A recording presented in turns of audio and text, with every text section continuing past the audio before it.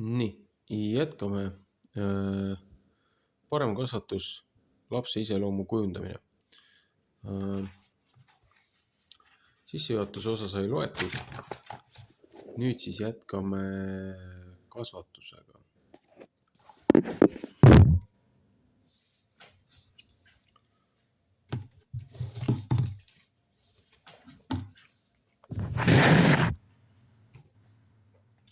Kasvatus. Kas maailm on kõige targemate vanemate kõige parem kasvatus ei pruugi lastes headust ja tarkust positiivselt tagada? Ka siis, kui vanemad on teinud kõik endast oleneva, peab lapsele jääma individuaalsuse element, mis valib omaenda tee ja vormib oma iseloomu. Autor on tundmatu, aga mõistev. Mida ma teen? Mäletan, kuidas ma seda küsisin, kui istusin haiglas ja hoidsin süles oma esimest väikest beebit, tundes silmis ebakindluse pisaraid ning ootamatut ja imelist vastutuskoormat. Peaaegu 40 aastat hiljem mäletan ma ikka veel seda tunnet. Mõne järgmise aasta jooksul sündis veel 2 last, aga vastutuskoorm tundus olevat teistsugune, kuna nüüd ma juba teadsin, mida oodata, kuidas nende eest hoolitseda. See tunne oli puhas rõõm. Milline ta kord on? See on küsimus iga lapsevanema südames, kui ta vaatab oma vastsündinud last. Noored lapsevanemad on nii hõivatud emaks või isaks olemise rõõmuga, et nad kipuvad pöörama tähelepanu vaid olevikule ja neil on raske isegi ette kujutada, mis järgneb lapse praegusele arenguetapile. Nad võivad küsida, kuidas ta hääl kõlab, kui ta kord rääkima hakkab, aga mõtlemine sellele, milline võiks nende laps olla teismelisena või täiskasvanuna, on enamasti väljaspool nende huvide piire. Võib-olla tasuks peatuda ja mõelda, et see, milliseks nad saavad, on otse kui nende iseloomu kirjeldus. Sõbralik, lojaalne ja sõltuv. Need on suurte moraalsete väärtuste aspektid. Loodus lükkab käima. Õnneks annab loodus selle, mida vanemad vajavad hea lapse kasvatamise alustamiseks. Teatavat laadi kasvatuse hüppelava. Alguses on imikul instinktid otsida toitu ja turvalisust, samal ajal kui emal on instinktid oma lapse eest hoolitseda ja teda kaitsta. Me teame ütlust, ärge mine emakaru ja tema poegade vahele. Sama kehtib ka inimesest emade ja isade kohta. Need kaitsevad lapsi oma elu hinnaga. Ellujäämine sõltub ka toidust nii, et söömisinstinkt suunab imiku otsima toiduallikat, ema ihu või pudelt ja rahuldust pakkuvat piima. Beebi eest hoolitsemine või tema imetamise sügavalt intiimne kogemus hõlmab ka muid loomulikke instinkte, mis loovad ema-lapse sideme ning on ellujäämiseks ja kiindumiseks tekkimiseks kriitilise tähtsusega. Kui imik on ema sülest emast just õigel kaugusel, siis kaugusel saab silmside ja emaga suhtlemine imiku jaoks peamiseks vahendiks iseenda tundma õppimiseks. Emad silitavad oma lapsi instinktiivselt, arendades nende reaktsiooni puudutusele. Ema räägib ja laulab sageli oma lapsele, kommunikeerides oma armastust ja juhatades teda keele ilusse.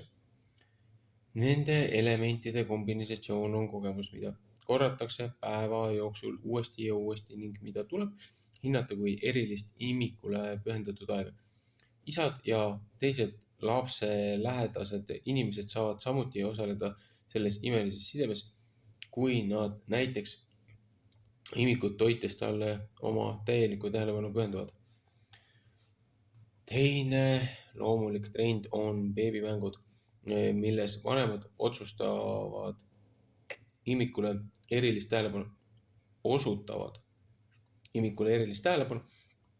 last köitvate näoilmete ja häälitsustega. Vanem naeratab ja räägib beebiga, kutsudes temas esile naeratusi ja koogamist innuka jalgade ja käte vehkimisega, mis väljendavad, kui väga beebi sellest suhtlust naudib. Ikka ja jälle mängivad nad seda mängu, kuni beebi väsib ja vaatab mujale, et ennast rahustada. Imiku emotsioonid töötavad juba esimestel nädalatel, pakkudes vanematele ainulaadset suhtlemisviisi. Imik võib väljendada selliseid emotsioone nagu rahulolu, naeratab, kui pööratakse talle tähelepanu, viha, kui ta tunneb end ebamugavalt või on väsinud, hirm, kui valimüra teda ehmatab.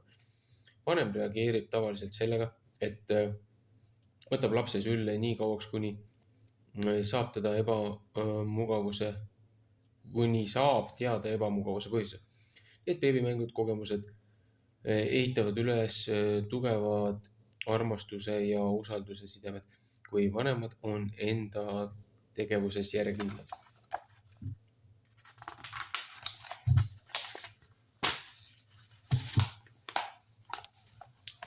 Armastus võidab kõik. Kui vanemad kasvavad oma lastega sügavamasse armastusse, hakkavad nad märkama käitumist, mis ei ole hea, ning näevad vajadust kasvatada lapsi õigesti käituma, õigesti mõtlema ja õigesti tegutsema. See on iseloom. Lapsepõlv võib olla üsna tormiline periood, sest lapsed kalduvad alati soovima seda, mis on mõnus. Miski, mis paneb neid ennast hästi tundma, viis, kuidas nad veedavad oma aega või millised sõbrad nad valivad, koos paljude muude tugevuste ajenditega. Kui vanemad oma last tõeliselt armastavad, kasvatavad nad teda kohe. See arenguperiood nõuab aastaid uurimistööd, juhendamist ja harjutamist, vabastades lapse järk-järgult tegema oma valikuid elus suhtes. Siis saabub aeg, kui vanemad annavad lapse täielikult vabaks. Milline teekond? Iseloom avaneb. Meie uuring näitab seost lapse varases eas hoolitsemise, kvaliteedi ja distsipliini ning tema iseloomu vahel täiskasvanuks saades. Arvatakse, et selleks ajaks, kui laps saab 13-aastaseks, on tema iseloom välja kujunenud, jättes järele jäänud kodus elamise aastad praktiseerimiseks ja tõekspidamiste täpsustamiseks, enne kui nad noorte täiskasvanutena täielikult iseseisvasse ellu astuvad. Laste 3 kriitilist vajadust. Hoolitse mu eest, hoolitsus. Las ma avastan, kogemus. Näita mulle, kuidas, eeskuju. Imiku east noorukeani ei muutu füüsiliselt, emotsionaalselt, sotsiaalselt ja intellektuaalselt ainult lapsed, vaid ka nende vanemad. Seetõttu on iga laps unikaalne isik ja igaüks kogeb elu perekonnas erinevalt. Šveitsi psühholoog Jean Piaget, kes on tuntud oma kognitiivse arenguteooria poolest, aitab meil mõista kasvuetappe, mis toimuvad sünnist noorukeani. Ta eristab 4 etappi. Esimene, sensomotoorne etapp sünnist kuni 2 eluaastani, mille jooksul laps uurib maailma meelte ja liigutuste kaudu. Teine, eelperatsionaalne etapp, vanus 2-7 eluaastat, mille jooksul lapsed omandavad motoorseid oskused ja jätkavad maailma uurimist meelte kaudu, kuid ei ole veel saavutanud loogilist mõtlemist.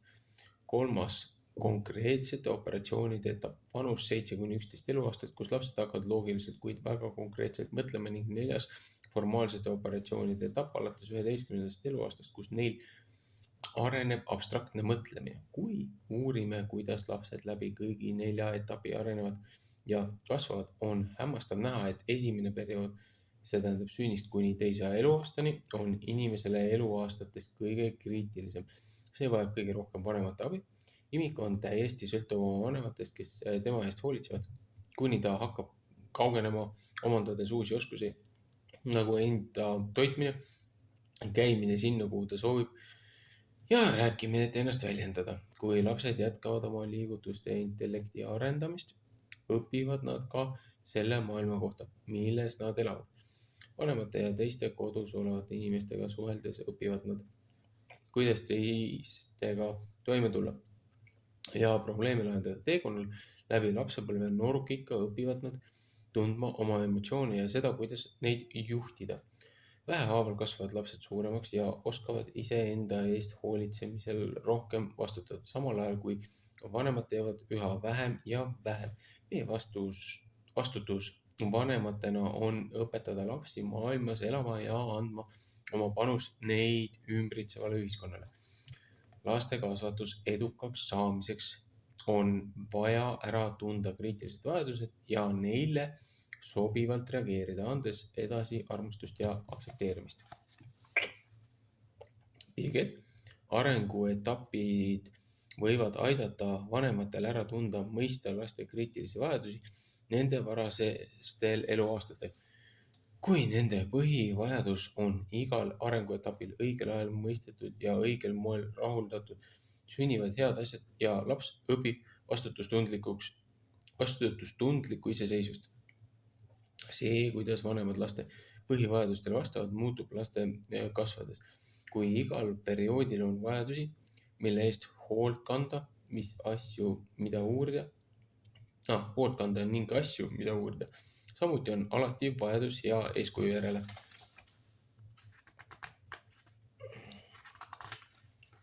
Kui meil miski ebaõnnestub või kui selle kriitilisest perioodist jääb lapse südamesse haavu, mõjutab see nii tema elukvaliteeti kui ka kujunevat iseloomu. Esimene kriitiline vajadus. Hoolitse mu eest. Vanema reaktsioon. Väiksed lapsed vajavad abi, nad ei saa alguses kuigi palju ise teha, kui õpivad kiiresti oma vajadusi teatavaks tegema. Lapse nutt annab sulle teada, ma olen näljane, ma olen väsinud, ma tunnen end üksi ildasena, mul on valus, ma tahan mängida, tahan end ümber pöörata, hoolitse mu eest. Värsked lapsevanemad reageerivad nõnda nimetatud katse-eksitusmängu mängimisega. Nad proovivad leida kõikvõimalikke lahendusi lapse nutu peatamiseks, kuni lõpuks saabub rahulolu. Mõne aja pärast õpivad emad eristama näljavalu ja üksilduse, väsimuse ja tüdimuse nuttusid ning nende järjekindel õige reaktsioon julgustab last oma käitumist kordama, samal ajal kui beebi nutule vastamata jätmine võib takistada tema emotsionaalset kasvu. Kui vanem või hooldaja vastab nendele nuttudele õigeaegselt, siis rahuldab laps see vajadused ja rahustab teda. Siis tekib usaldustunne ning laps tunneb sidet kellegiga, kes on soe, armastav ja kättesaadav. Vastuolulised reaktsioonid ajavad imiku segadusse, kuna ta peab kulutama lisaaega testimiseks, mis juhtub siis, kui ta nutab. See omakorda aeglustab tema õppimiskogemust ning tekib usaldamatust ja ärevust. Järjepidevate vastuste kaudu õpivad lapsed ette nägema ja ootama seda, mis hakkama juhtub. Näiteks, kui imik muutub näljaseks, võib ta hakata vähklema või nutma. Tema ema tuleb teda sülle võtma ja küsib rahustava häälega, kas sa oled näljane. Seejärel valmistub ta lapse imetamiseks või soojendab piimapudeli ning beebi saab süüa ja on rahul. Aga kui ema ignoreerib nuttu, mõeldes veel ei ole toitmiseks õige aeg ja jätab lapse nutma, siis ei saa vajadus toidu järele rahuldatud ja laps nutab edasi. Iga hoolimatuse kogemus sisendab usaldamatust, olgu see hea või halb. Edasi esimese aasta suhe paneb aluseks kogu elule. Lapse võime usaldada on välja kujunenud koos turvatunde ja seotusega. Kui turvatunne ei ole kinnitatud, võib see negatiivselt mõjutada kõiki tulevasi suhteid. Pidage meeles, et imiku ainus suhtlemisviis on emotsioonide väljendamine. Ta peegeldab seda, mida ta kogeb. Vanemakaitse. Imik kasvab ja tema vajadused muutuvad kohe, kui ta muutub liikuvaks. Roomamine ja kõndimine. Tugev uudishimu koos uue vabadusega viib väikelapse sageli probleemide keskele ja ema sekkub kui kaitsja. Emal on instinktid kaitsta oma last igat tüüpi ohtude eest, eriti füüsilise ja emotsionaalse kahju eest, mida võivad põhjustada õed, vennad, teised lapsed, loomad ja kurjade kavatsustega täiskasvanud. Ta kaitseb oma last kuuma ja külma ohtude eest, mähib oma beebi teki sisse või vastupidi, harutab ta lahti, paneb kaminasse uued puuhalud või avab hoopis akna, kuna beebi ei suuda iseseisvalt võtta riidid vähemaks või tõmmata teki peal ega ole isegi sellest vajadusest teadlik.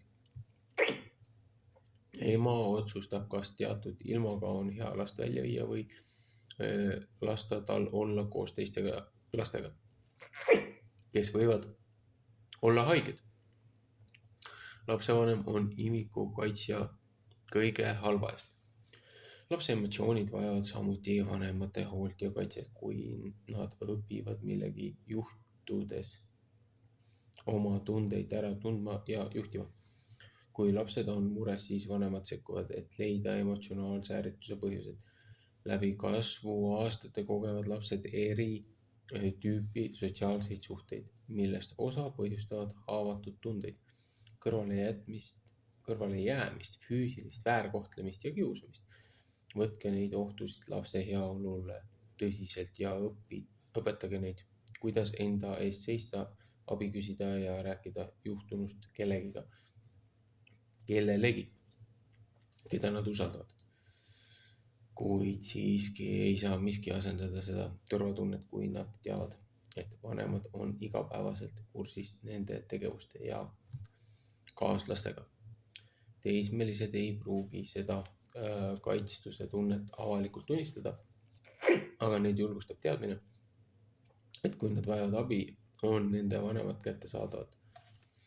See, kuidas vanemad oma laste vastu armastust ja hoolitsust näitavad, muutub laste kasvades sellepärast, et nad õpivad ise toime tulema. Hilisemas teismeeas hoolitsevad teismelised ise oma vajaduste eest, kuid nad vajavad ikkagi kiinduvust, tuge ja julgustust. Ema ja lapse või isa ja lapse vahelise suhte intiimsus muutub järk-järgult, kui laps saab täiskasvanuks ja otsib abielus uut intiimset armastuse ja hoolitsuse suhet. Vanemate armastus ja järjepidevus imiku vajaduste rahuldamises viib usalduses seotustundeni, mis mõjutab kõiki tulevasi suhteid. Teine kriitiline vajadus, plasmuuri. Lastel on keskkonna teistsugune suhe kui meil.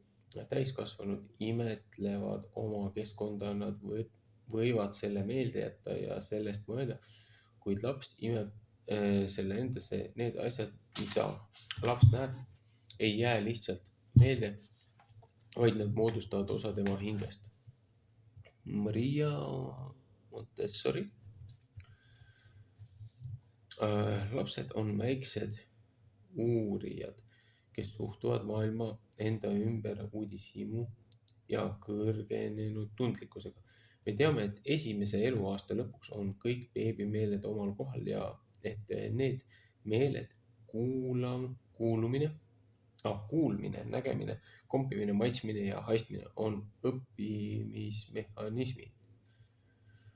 Uudishimu sunnib neid liikuma huvitavate objektide, nägude ja helide poole. Pange tähele, et ärkvel olles liiguvad lapsed alati, nad siputavad käsi ja jalgu ning keeravad pead, reageerides inimestele ja keskkonnale. Peatselt õpib imik end pöörama ja istuma, seejärel roomama. Roomamine võimaldab lastel kiiresti soovitud kohta jõuda ning nad ronivad üle kõige, mis nende teele jääb, et jõuda neid huvitava asja juurde. Uurimine on laste töö ja see neelab kogu nende ärkveloleku aja. Kui lapsed õpivad käima ja seejärel jooksma, kogevad nad uutmoodi vajadust, mis pakub neile suurt rõõmu, sest nüüd nad saavad minna kohtadesse, kuhu nad varem ei pääsenud, sest nad pidid ootama täiskasvanute järgi, millal nad panevad neid vastavalt oma soovidele ühte või teise kohta.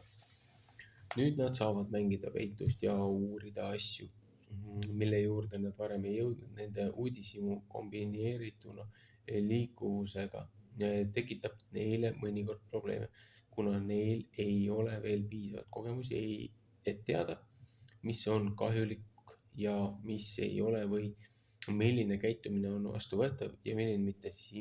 Sinnamaani, kuni laps on 2–4 aasta vanune, ei ole ta võimeline mõistma jäikasid reegleid ja tagajärgi, kuid kuuletub vanematele, sest soovib olla nende meele järele või kardab valu tunda. Uurimine meelteabil. Beebid õpivad ümbritsevat uurima meeleelundite, see tähendab silmade, kõrvade, suu, nina ja naha abil. Kõigi töötavate meeltega õpivad nad pere igapäevaseid tegevusi. Juba esimesest nädalatest alates töötavad nägemise ja kuulamismeeled koos, nii et beebi keerab pea instinktiivselt heli suunas, et leida silmadega selle allikas. Muud meeled, kompimine, haistmine ja maitsmine töötavad koos, kui beebi üritab avastamiseks iga asja suhu panna.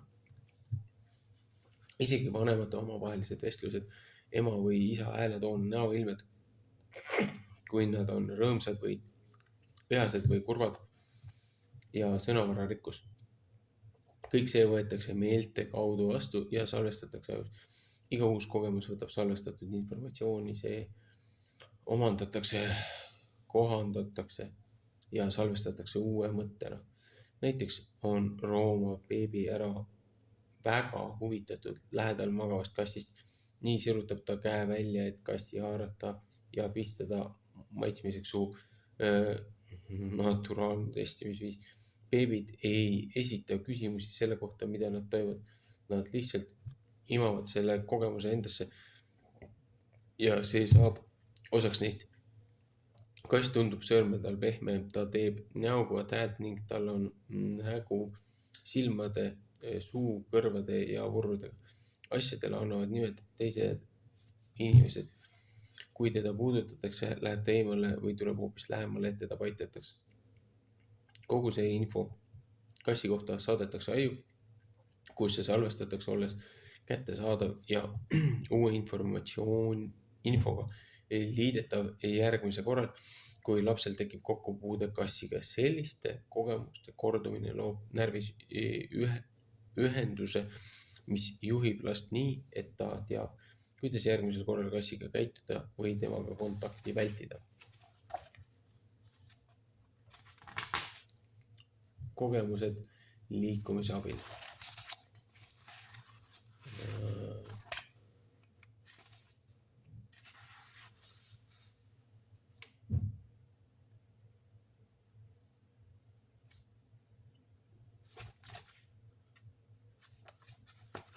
Korraks kontrollin.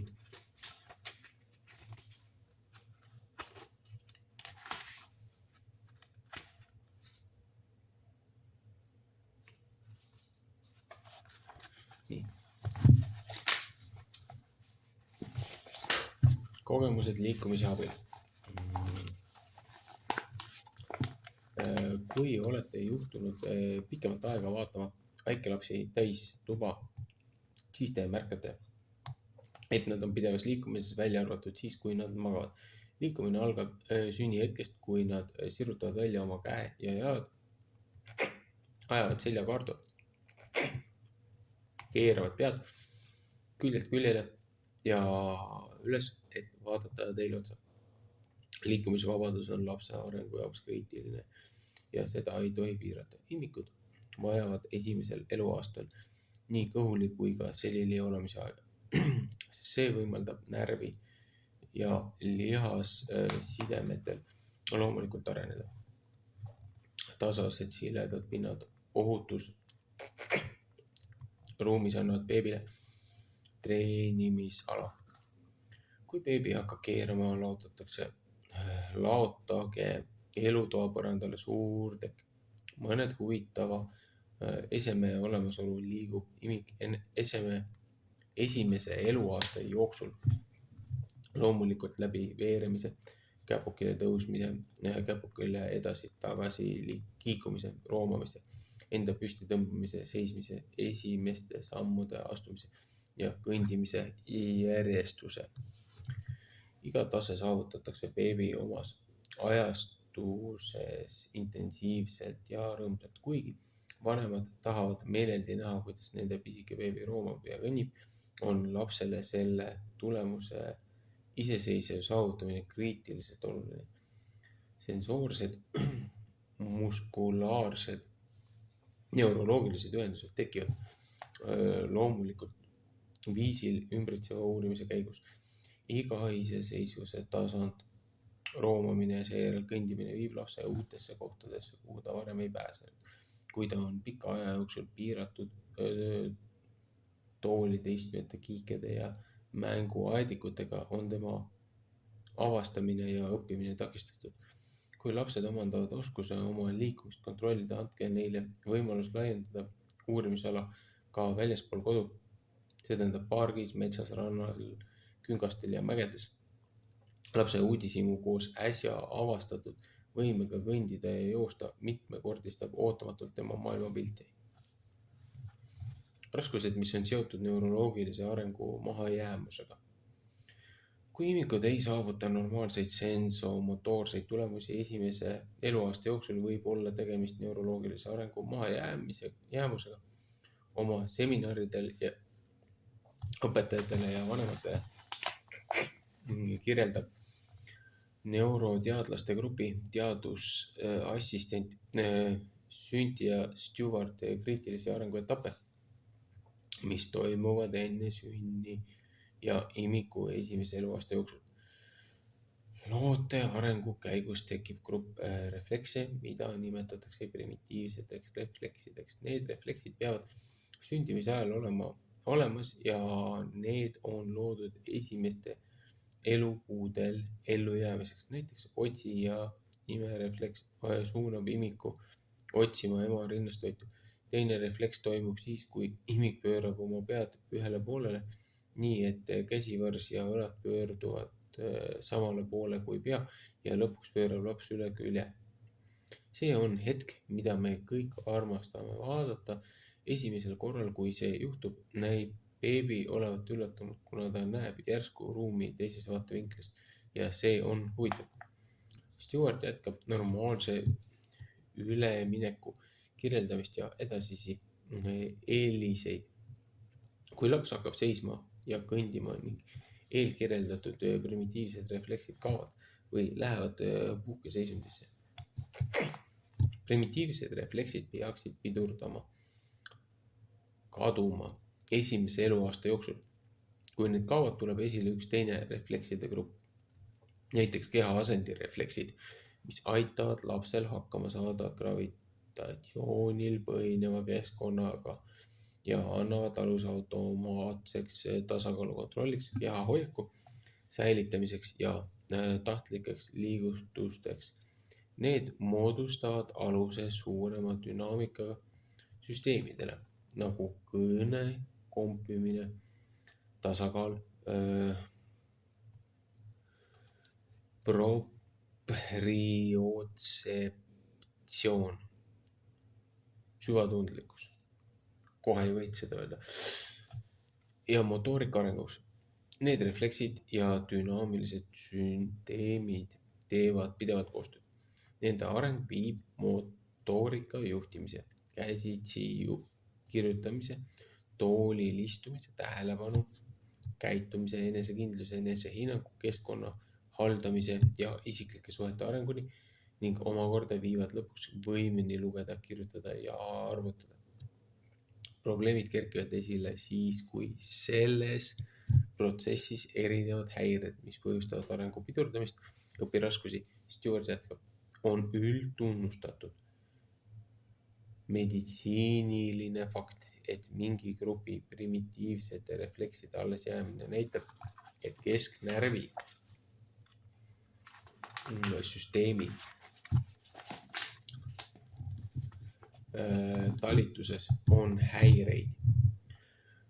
Kui need jäävad alles pärast 3-aastast arenguperioodi, on primitiivsetel refleksidel võime häirida küpsemisprotsessis ning vähendada aju võimet töödelda sensoorseid informatsiooni. Primitiivsete reflekside püsimisega saab seostada mitmeid põhjuseid. Lapsed ei ole saanud esimestel eluaastatel piisavalt liikumisvabadust, kuna lapse kandetooli või turvahälli kiikesid söötmistooli aktiivsuskeskuseid, käimisabivahendeid ja hüppekiikesid kasutatakse liiga palju. Paljud lapsed veedavad terve päeva mingisugustes toolides poollamavas asendis, selle asemel, et veeta pikemaid perioode selili või kõhuli, mis võimaldaks neil teha vajalikke liigutusi. Kui laps on valmis istuma, seisma või kõndima, soovib ta tavaliselt keegi pereliikmetest aitaks tal istuda, seista ja kõndida. Kuigi parem oleks lasta lapsel endal nende liigutuste jaoks vajalikku tugevust, lihastoonust ja keha muskulatuuri arendada. Käte ja jalgade ja keha suurte musklite vähene kasutamine põhjustab primitiivsete reflekside püsima jäämist. Seetõttu ei tööta ka dünaamilised süsteemid korralikult. Muud põhjused on seotud kohaliku kultuuriga, hõivatud vanemad, kellel on liiga vähe aega vabaõhtu tegevuseks, televisiooni ja videomängude kasutamine lapsehoidjana ning hirm, et lapsed võivad viga saada, kui nad ronivad puu otsa, ehitavad kindlust või sõidavad karussellil. Väljas mängimine nõuab vanemlikku järelevalvet, millele tuleks anda teatav prioriteet. Uudishimuliku uurimine. Beebi intensiivse treeningud motiveerib veel üks instinkt. Uudishimu.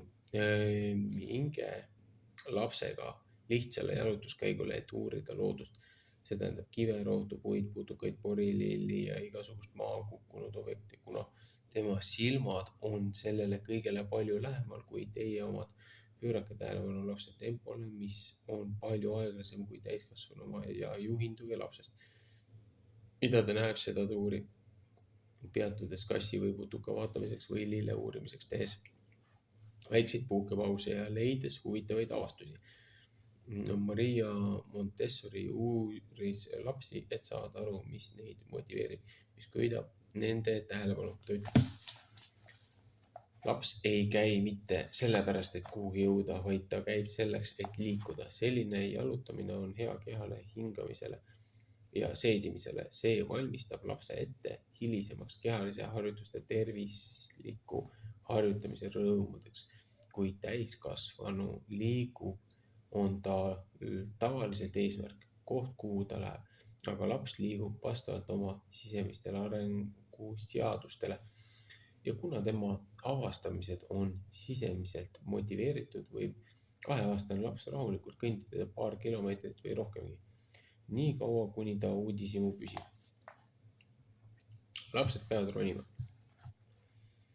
Üks sellises vanuses laste kõige intrigeerivamaid tegevusi on ronida treppidel, minna üles nõlvadest või kaldteedest või liikuda mööda mööblit. Nad on uudishimulikud, soovides teada, mis on teisel pool. Ronimine nõuab intensiivset pingutust ja paljude lihaste koordineeritud tööd. Kui seda tegevust korratakse sadu kordi, areneb lapse tasakaalutunne ja liigutuste täpsus, nii et ta valib veelgi keerukamaid tegevusi. Selleks, et rahuldada lapse sisemist soovi ronida, on rohkesti võimalusi. Kui vanemad järgivad lapse tempot, on nende võimaluste elluviimisest palju rõõmu. Väiksed lapsed leiavad astmeid pargis, kõnniteede ääres, majades ja korterites. Tundub, et igal pool on mõni väike künkake või trepp. Miks on lastel vaja ronida? Sama põhjus, miks nad peavad hüppama, keerutama ja painutusi tegema. See on sensomotoorne ettevalmistus kõrgeima taseme õppimiseks. kõrgema taseme õppimiseks. Kui lapse keha kasvab, on see pidevas liikumises, arendades kogu keha ja luues tugevaid lihaseid asjade kandmiseks, istudes tasakaalu säilitamiseks või käimiseks ja kõndimiseks korrektse rühiga. Kõik liikumistegevused on lapse töö, mis koordineerib keha horisontaalseid ja vertikaalseid asendeid, ülemine ja alumine pool ning küljelt küljele. Kui ta päeva jooksul end painutab, kumardab, kükitab ja pöörab, need liigutused aitavad üleminekul primitiivsetest refleksidest püsiasendisse või gravitatsiooni põhinevatesse refleksidesse, lubades maimiku kehal omandada vajaminevaid tasakaalu seismiseks, kõndimiseks, sujuvamaks liikumiseks. Lapsed on loomulikult huvitatud neist igapäevastest füüsilistest harjutustest ja nad naudivad uute oskuste harjutamist. Kui uurimine on pidurdatud, kui beebitel takistatakse pidevalt uurimistega tegeleda, kui nende uurimisvõimalused on piiratud, kui neid karistatakse või häbistatakse uudishimu eest, võib normaalne areng peatuda või edasi lükkuda. Pange tähele, et kui te ei luba lapsel ronida või kui te teda oma mugavuse pärast kannate, võib laps pahandada ja protestida, kuna tema jaoks on tema töö jäänud poolikuks. Kui täiskasvanud sekkuvad lapse uurimistesse või seda segavad, mõeldes, et laps on väsinud või jalutuskäik liiga raske, siis võtavad nad talt ära raske ülesandega toimetulemise naudingu.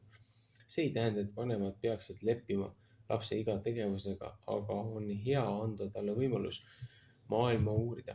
Nii nagu te võtate aega lugemiseks või lasete tal vannis või liivakastis mängida. On kordi, kui vanem sõidutab last kärus ja kordi, kui laps naudib kõndimist. Mis puutub trepi peebutusse, siis sulgege pääs trepile väravaga, kui laps on liiga väike ja tal pole veel kõndimise koordinatsiooni välja kujunenud või kui teil pole aega jälgida väikelast, kes on valmis õppima trepist ronima. Vaatlus on parim viis mõistmiseks, millal laps on valmis vabaks uurimiseks. Aju organ ehitab uurimise tajude kaudu mõistmist. Intellekti liikumine on üks lapse õppimisviise.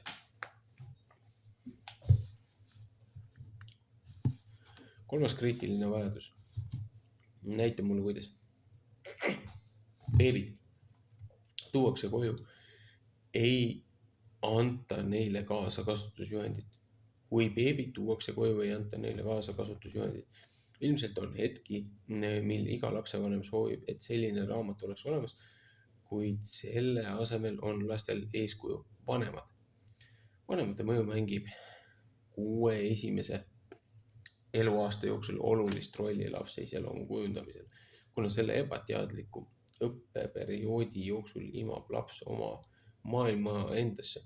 Enne keele plahvatuslikku arengut umbes 2 aasta vanuses on lapsed näinud ja kuulnud vanematevahelist suhtlust, hääletooni, sõnu, tegevust ja seda, kuidas vanemad on nendega seotud. Nüüd, kui lapsed on ise võimelised rääkima, imiteerivad nad neid samu sõnu, fraase ja suhtumisi. Vanema eeskuju võib olla negatiivne või positiivne. Intrigeeriv on jälgida, kuidas laps imiteerib oma ema, isa või õpetajat teiste lastega mängides, kasutades samu sõnu või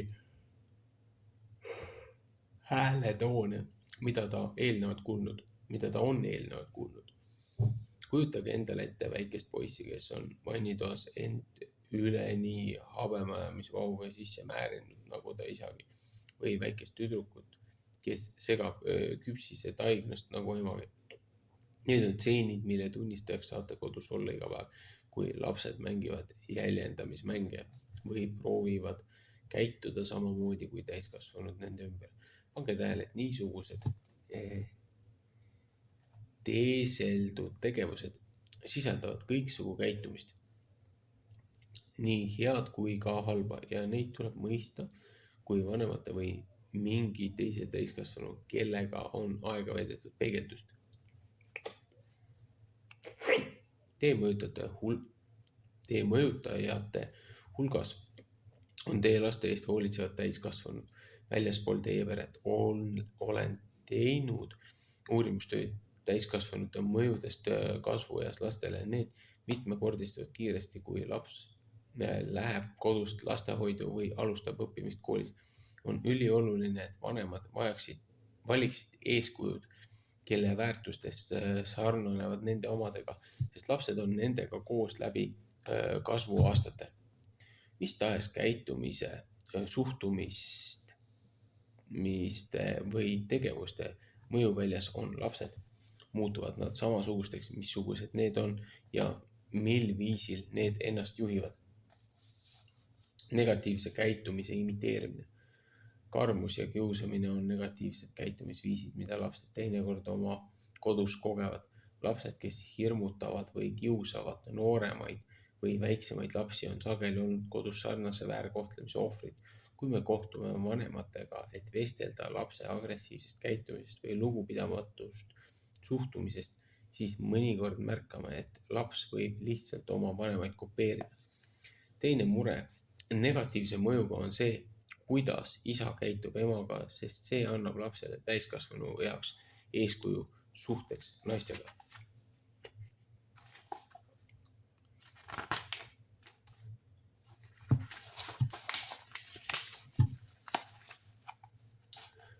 Vanemlus on raske töö, kuid selle tasu on mõõtmatu. Vanemlus on stressirohke, kuid kannatlikkus toob lõpuks rahu.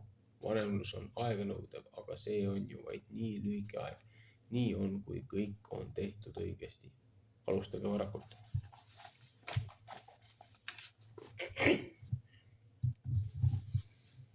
Kasvatus kui distsipliin. Miks on nii, et mõned vanemad saavad lastekasvatusega hakkama väga lihtsalt, teistele on see aga igapäevane võitlus?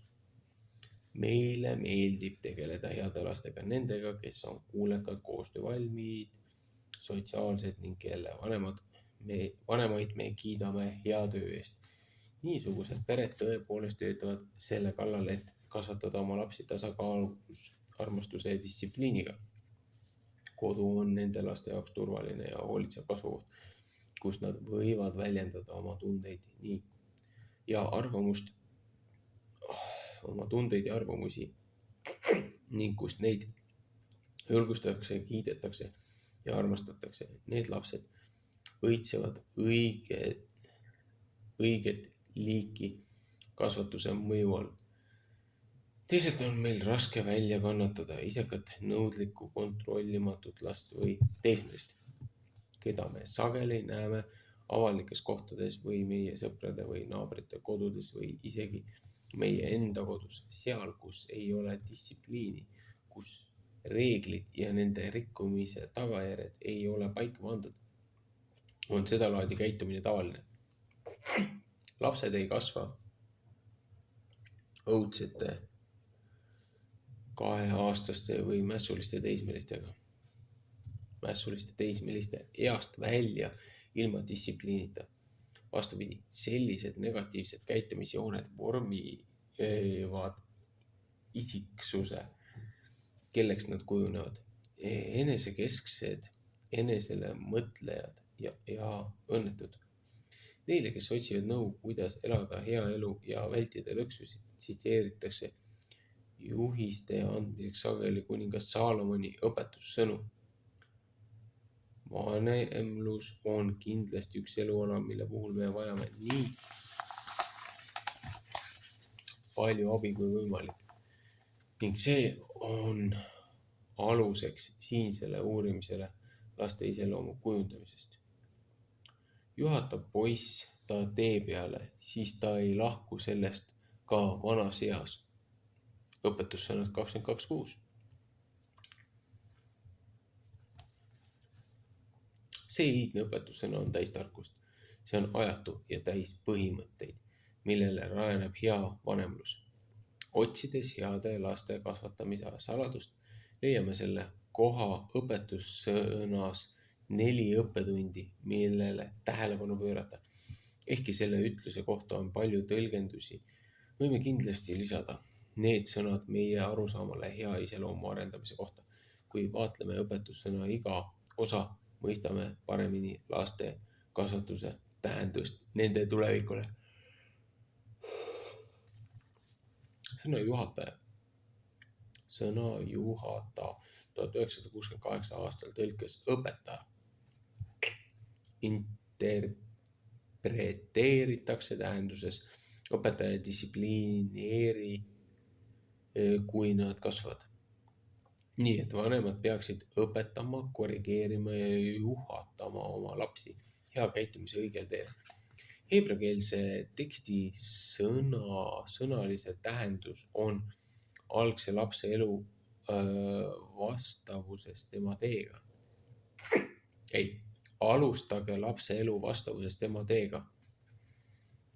Laps vajab algul abi, kuna ta ei tule siia maailma valmis teadmistega. Õpetamisel ja distsipliinil on millegi praegusel juhul lapse elu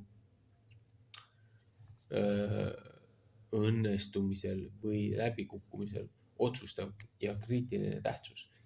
Vanemlus nõuab kannatlikkust, püsivust ja ettekujutust sellest, milliseks isiksuseks laps tulevikus saab. Distsipliinil on oma hind ja see võib lapsele mõnda aega olla ebamugav või isegi valus, kuni ta õpib oma instinkte ja soove juhtima. Heebrea kirja autor tuletab meile meelde, mis on distsiplineerimise eesmärk. Ükski kasvatamine ei tundu samal hetkel olevat rõõm, vaid toob kurvastust, aga hiljem see annab õiguse rahuvilja neile, keda selle varal on harjutatud. Kiri heebrealastele 12:11. Milline on parim aeg kasvatuseks? Kas on mingi vanus, millal laps võib kõige lihtsamini neid väärtusi, mis moodustavad tervikliku, eesmärgile suunatud ja lootusrikka täiskasvanu? Õpetussõna jätkub sõnaga juhata last. Need, kes on õppinud isiksuse arengut, psühholoogid, neuroloogid, sotsioloogid ja teised, teavad, et suurem osa lapse kasvatust ja arengust toimub sünni ja nooruki ea alguse vahel.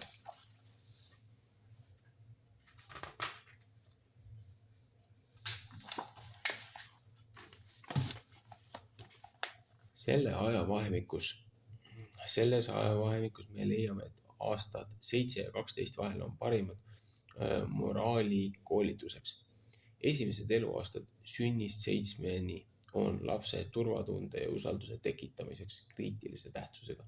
Noorukiga 12-16 eluaastani või enam on vanemate jätkuval toel kõigil õpitud oskuste praktiseerimiseks ja hääletamiseks füüsiliselt, intellektuaalselt, sotsiaalselt ja emotsionaalselt.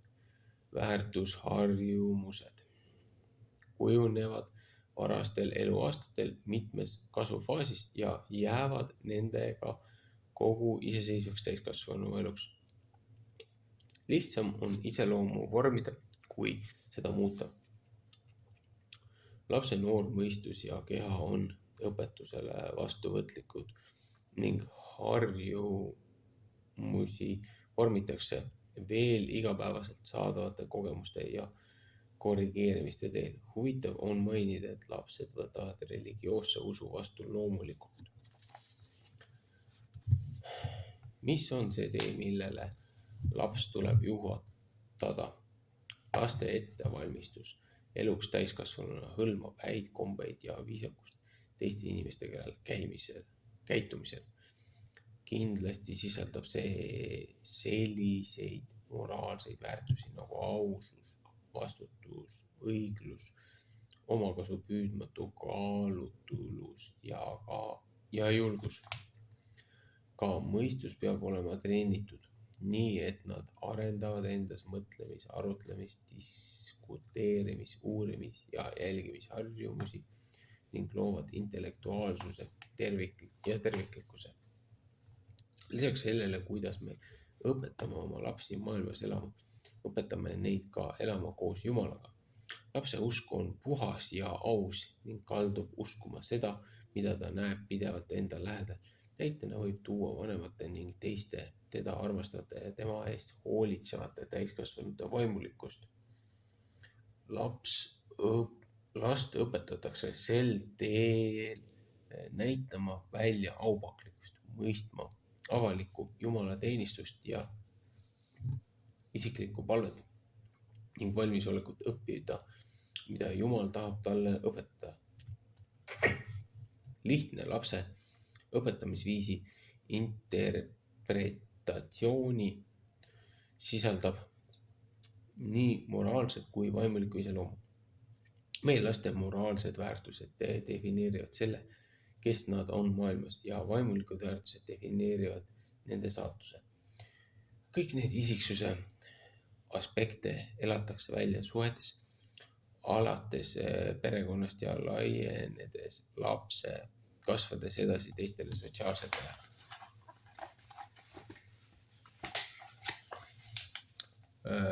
keskkondadele. Sugulased, sõbrad, õpetajad, treenerid, kaastöötajad, meeskonnaliikmed, tööandjad, kliendid ja abikaasad. Näiteks õpib laps aupaklikust vanematega suheldes ja see kujuneb tema suhtlemise allikaks ka teistega suheldes, kui tema sotsiaalne keskkond laieneb. Sisemine inimene. Inimelul on teatavaid vajadusi, mis sünnist alates arenevad ja kasvavad ning kui need vajadused on täidetud, on elu täisväärtuslik. Aga kui need ei ole täidetud, ei ole me täielikud ega saa funktsioneerida oma kõrgemal tasandil. Meil on füüsilised, emotsionaalsed, sotsiaalsed ja intellektuaalsed vajadused, samuti vaimulikud vajadused, kuna meie vaimuliku mina või sisemine inimene on see, kes toob meie eludesse tähenduse ja eesmärgi. Seetõttu vajab meie laste vaimulik areng samasugust vanemlikku tähelepanu. Me saame juhtida neid järgima moraalprintsiipe, mida me soovime, et nad järgiksid. Oleme teadlikud tugevast sidemest füüsilise tervise ja elutahte vahel. Vaimulik mina on sisemine inimene, vaim, elu eesmärk, looduse hääl, mis juhib suhetes ausasse käitumises, terviklikkusesse. Tema tee peale on fraas, mida me võiksime interpreteerida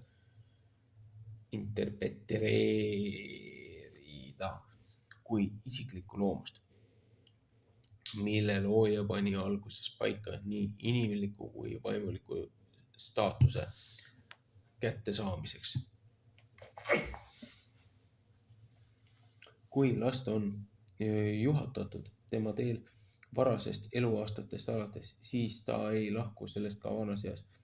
Noores eas istutatud harjumusi on raske murda. Taani vanasõna kordab seda uskumust. Mida noorelt õpitakse, seda ei unustata.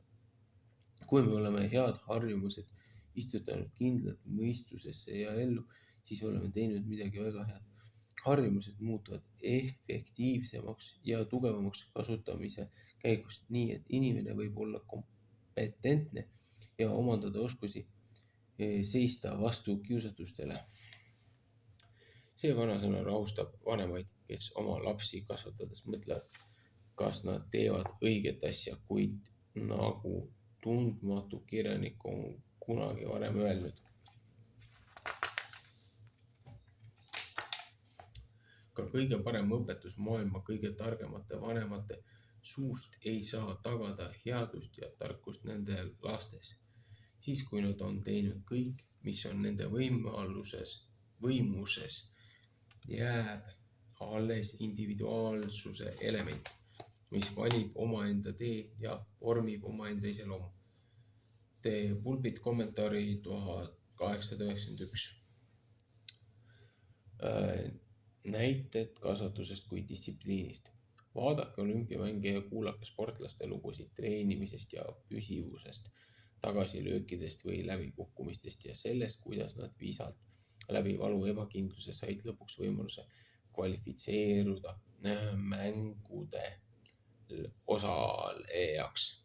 Need on maailma parimad sportlased, kes lähevad võistlema teades, et võitu mõõdetakse mõnikord millisekundites, aastad täis rasket tööd ja reeglite järgi elamist saavad lõpuks tasutud. Alati küll mitte medaliga, kuid siiski rahuldustundega, sest ülesanne on täidetud. Olümpialased kontserdimeistril, pianistil, kunstnikul, raamatupidajal, kirurgil, lenduril, kokal, mehaanikul on kõigil üks sarnane iseloomulik joon. Nad kõik vajavad mingit laadi distsipliini. Need on treenerid, kes teavad, mida on teatava eesmärgi saavutamiseks vaja teha.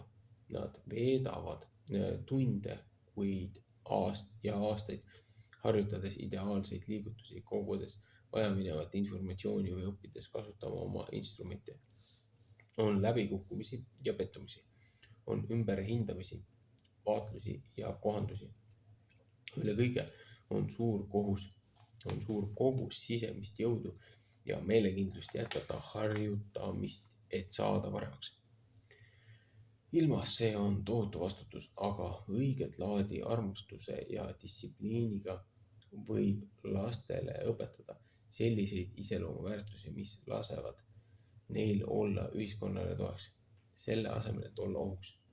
USA president Theodore Roosevelt ütles kord, harida inimest mõistuse, mitte moraali järgi, tähendab kasvatada ühiskonnale ohtu. Distsiplineerimata laps. Kahjuks mõned vanemad ei distsiplineeri oma lapsi või on nende distsiplineerimismeetod ebaefektiivne. Püüd negatiivse käitumisega kodus toime tulla põhjustab stressi kogu perele ja mõjutab viisi, kuidas perekonnaliikmed omavahel suhtlevad. Miks see juhtub? Lähem vaade emotsioonidesse, mis on vanemate otsuse taga oma lapsi mitte distsiplineerida, annab meile sisevaate probleemile. Meie uurimus paljastas mitu põhjust, miks vanemad oma lapsi ei distsiplineeri. Pidage meeles, et inimesed tunded juhivad tema tegevust. Mida tunneb lapsevanem, kui ta ütleb, mu laps ei armasta mind? Tegelikult ütleb ta, ma kardan, et mu laps ei armasta mind. Vanema tunne on hirm tõrjutuse ees. Aktsepteerimine ja omavaheline side on hea vanema ja lapse suhte kaks põhielementi. Seetõttu nõrgeneb side, kui keegi tunneb end eemale tõrjutuna. Vanem, kes kardab astuda samme lapse kasvatamiseks, toimib pigem nagu semu, kes soovib lapsele meeldida. Kindel seisukoht ja järjepidevus on efektiivsemad ning lapsed õpivad austama inimest, kes neid distsiplineerib. Tegelikult kaotavad lapsed, eriti teismeeas, austuse täiskasvanu vastu, kes neile järele annab. Lapsed lähevad mitu staadiumi, isegi sallimatuse ja viha oma vanemate vastu, eriti kui nad ei saa, mida nad tahavad. Vastastikuse austuse tasakaal on efektiivsem. Mida tunneb lapsevanem, kui ta ütleb, ma ei tea, kuidas vastuhakkudega toime tulla. Ta ütleb, ma kardan, et ma ei oska midagi teha, ma kardan, et ei suuda olukorda kontrollida. Jällegi, lapsevanema tunded vastusena lapse väärkäitumisele võivad olla hirm ja ka viha. Neil vanematel on hirm, et nad ei tea, kuidas peatada emotsionaalseid purske, vaidlusi, karjumist, vasturääkimist, nutmist, vingumist ja tusatsemist. Nad mõtlevad, et lapse käitumine läheb halvemaks ja lõpuks väljub kontrolli, et need stseenid võivad muutuda frustreerivaks ja häbistavaks. Juhul, kui tegevus toimub teismeliste inimeste ees, laps, kes vaidleb oma vanematega või karjub nende peale, kutsub neid üles tegutsema. Üldiselt mõtlevad lapsed, et vanemad teevad seda sama, vaidlevad või karjuvad sageli, annavad vanemad järele või hakkavad ka ise karjuma ning võit jääb lapsele. Sellest kujuneb mäng, mida laps algatab ikka ja jälle ning vanematelt tuleb sama reaktsioon.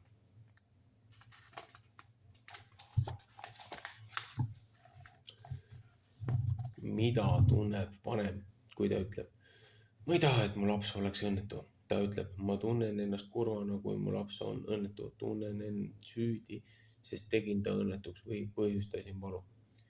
Väärkäitumise tagajärg on distsipliin ja tagajärjed on enamasti ebameeldivad, ebamugavad või isegi valulikud, kui laps tunneb valu oma vale tegevuse pärast, võib ta olla õnnetu või isegi enesest väljas. See omakorda muudab vanema õnnetuks. Kuna keegi meist ei taha näha oma last õnnetuna, vanem võib ka ennast süüdi tunda, mõeldes, et tema põhjustas ebamugavuse või õnnetuse olemise. Siiski põhjustab laps ise oma ebamugavuse, kui ta ei kuuletunud või tegutseb ebasobival viisil. See punkt on vanematele laste distsiplineerimisel ülitähtis. Samal ajal on vanem, kes ei distsiplineeri oma last, teatud mõttes väärkäitumise põhjuseks. Mida tunneb vanem, kui ta ütleb, nad kasvavad sellest välja? Ta ütleb, mul ei ole mingeid tundeid nende väärkäitumise suhtes, kuna see ei häiri mind, ma ei hooli. Vanem, kes ei võta midagi ette, kui ta laps käitub valesti, saadab lapsele signaali. Pole minu asi, tee nagu soovid. Kui lapsed vajavad ja soovivad piire ning tunnevad end turvaliselt, kui reeglid on paika pandud, seda teemat käsitleme hiljem vastutuse peatükis. Halva käitumise vältimine või ignoreerimine ainult lükkab distsiplineerimist edasi ja suurendab riski, et lapsed ei muutu ennast kontrollivateks noorukiteks. Kasvueas lapsed on haavatavad neid ümbritseva keskkonna mõjutuste poolt, olgu see siis hea või halb, ja nad vajavad neist hoolivate lapsevanemate suunamist. Distsipliini puudumine võib viia suure riskiteguriga käitumiseni, puudutades kõiki lapse arenguetappe. Need lapsed õpivad teistega manipuleerima, saamaks seda, mida soovivad ning süüdistama teisi isegi oma vanemaid tegude eest või oma enesekesksed, laisad, isekad ja nõudlikud. Ebakindlad lapsed ei ole õnnelikud ja seda pole ka nende vanemad.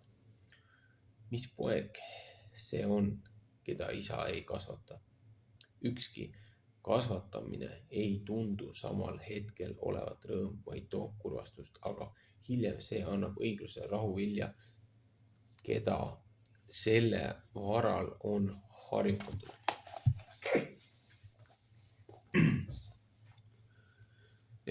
Kiri heebrealastele 12:7-11. Neist näidetest õpime, et distsiplineerimise tegemata jätmise põhjused tulenevad peamiselt vanema tunnetest ja tajutavast sisemisest koos lapsega. Nihutades lapse käitumise juhtimise eest vastutust lapse peale, annab vanem talle võimaluse praktiseerida heade otsuste tegemist. Vanema jaoks võib olla keeruline läbivalt järgida asjakohast distsipliini, kui laps üritab reeglitele vastu hakata, kuid laste kasvatamine ajal, kui nad on kodus, on otse kui turvavõrk, mis hoiab neid hea käitumise rajal. elu siin maailmas ei ole alati meeldiv ning lapsed kogevad, et nad ei saa oma sotsiaalsetes gruppides iseseisvuse poole pürgides alati seda, mida tahavad. Olgu see tähelepanu, toit või meelelahutus. Kui vanemad teevad täiuslikult ära lapse töö, teda ebamugavustest päästes, nõrgendavad nad sageli tahtmatult lapse vastutustunnet. Parem viis reageerida lapse protesti korral tema mossitamisele või vihale on säilitada rahulik ja kontrollitud suhtumine, tunnistada lapse tundeid ja näidata, mida ta peab tegema. Ma tean, et sa oled vihane, sest sa tahtsid seda autot esimesena, kuid praegu mängib sellega John. Mille sa võtad nii kauaks, kui tema lõpetab? Noor laps vajab aega oma mõtete töötlemiseks ja otsustamiseks, mida teha. Nii et oodatakse vaikselt nii kaua, kuni ta mõtleb. Olge tema juures, kuni ta on teinud otsuse, enne kui lähete eemale. Näidates sellega, et te soovite, et ta järgiks teie juhiseid. Olen tõrkuvale lapsele palju kordi öelnud. Ma istun siin nii kaua, kuni sa oled valmis oma mänguasjad üles korjama või riided selga panema või tegema ära kodutööd. Sinu vaikimine saadab lapsele sõnumi, et ta peab valima, kas karistuseks istuda või korjata mänguasjad ülesse. Raskete lastega töötamine võib olla väljakutse kannatlikkusele, kuid me teame, et kui laps seisab vastu reeglite järgimisele ja see tal õnnestub, õpib ta teistega manipuleerima. Teie aja investeerimine vastutava lapseni jõudmiseks on seda väärt, arvestades, et lapse teismeliseks saamisel ei pruugi teil enam olla samasugust võimutaset, distsipliini, enesekontrolli ja kuulekuse teemasid käsitletakse põhjalikult peatükis austus ja vastutus.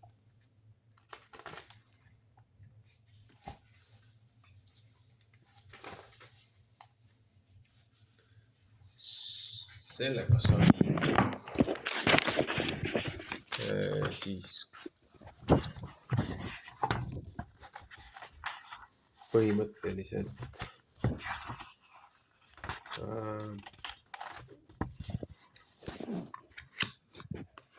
kasvatuse sektsioon läbi. See on siis laste 3 kriitilist vajadust, kasvatus kui distsipliin. Järgmine lugemine on iseloomu kasvatamine.